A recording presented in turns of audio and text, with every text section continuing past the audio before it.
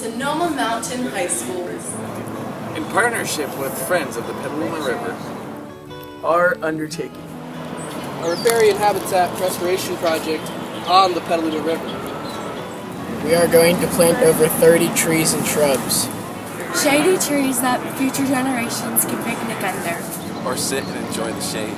And experience nature right here in the middle of our town. In an effort to rewild Steamer Landing Park in the heart of Petaluma.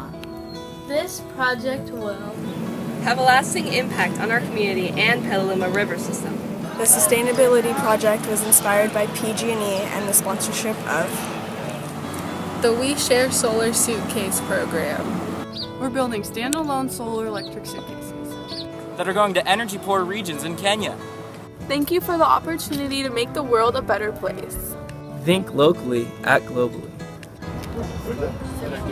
Yeah, San Pablo Bay is that way.